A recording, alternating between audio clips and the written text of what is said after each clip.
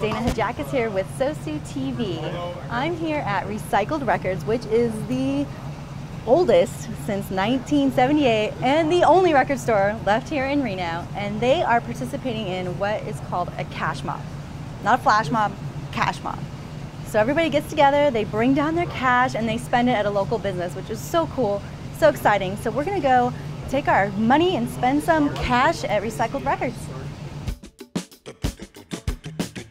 One of the things that I was curious was, how did you end up getting into the record store business? I got turned on to record stores back when I was in college, and I went to Ohio State, and really learned to love used record stores. And I planned to come out and do a used record store, and that didn't necessarily happen. So I was able to, I just started working for a fast food chain as a manager.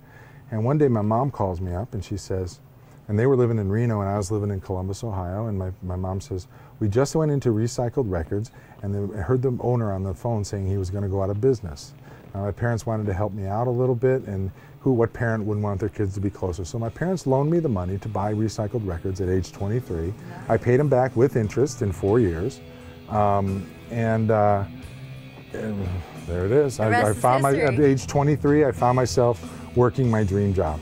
That's amazing. And then it's not really even a job anymore, right? Because no, there's parts of it that can be a job. we do have a lot of fun here. We do enjoy music and movies, and those things inherently are kind of fun things. Right. They're still a business, and like any business, there are trials and tribulations in business.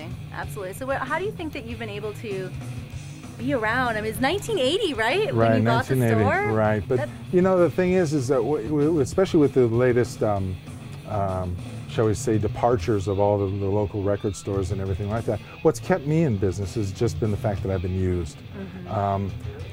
If you were to look at the margins that they make on most sealed new product, it's abysmal.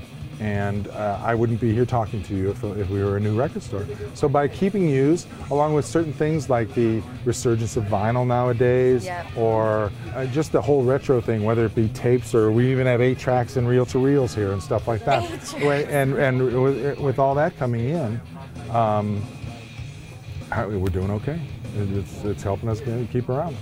What do you see in the future for you? Retirement. Well, you're not going to do this forever? Come on, what do you think? I want to work the rest of my life? What, are you crazy? Certainly our future will be I think, a lot brighter, especially with this move to Midtown. That's really going to help cement us. It's going to put us in an area where we're with like businesses, complementary businesses that will increase our walk-up, increase our exposure to people who are interested in us. And so as a result, just keep things going here. Right now the plans are to sort of keep it in the family, if you will. I have a manager who's been with me for 25 years. I'd certainly like him to be part of it. That's him over there, yeah. Wave at the camera. Manager for 25 years. But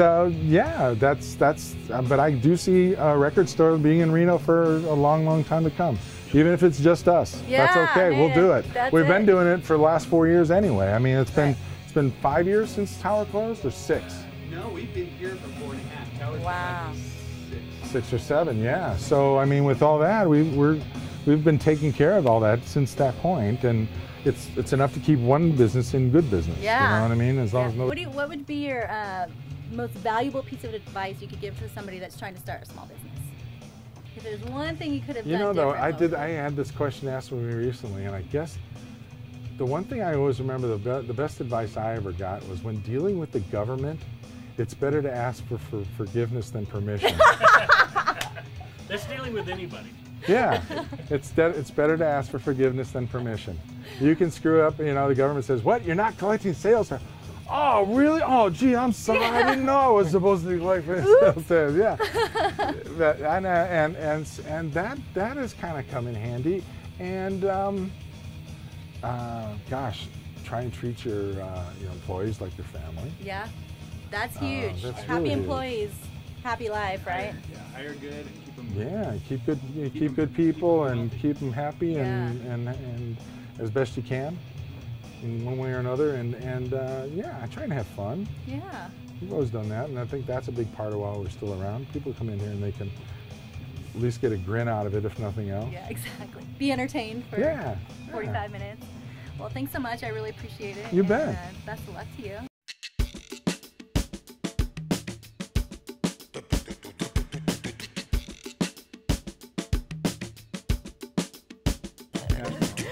It's Cash Mom. Let's buy stuff. Who's your clientele? Virtually Everybody? anyone from the age of maybe.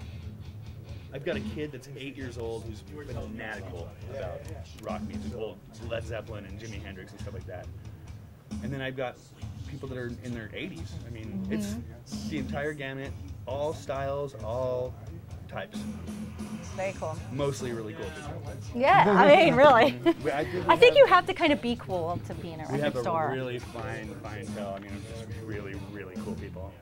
It's real nice. How you doing? There you go. Thank you so Thank much. you. You guys have a great Hooray, day. yeah, you too. I got new CDs. We got Honey Crabs, Rising God, The Roots, and Jane's Addiction. What'd you learn? What did I learn? Okay, I learned that this is Paul's dream job. When he was 23, was to own a record store, and his parents loaned him money, and then he got to have this place, and he's had it now for 32 years. 32 years. Very cool. I What love surprised success you? stories. What surprised me? It surprised me that they're still relevant in the community, relevant when everybody has an iPod, but people still love the ambiance and the coolness of walking into a record store and just enjoying it, and getting props for picking out cool records, and there's just a sense of cool about it that you don't really get from looking at iTunes on your computer. There's a sense of community here, and I think that's really cool. All right, stay tuned for more. Thanks for watching. Stay tuned for more SoSu TV.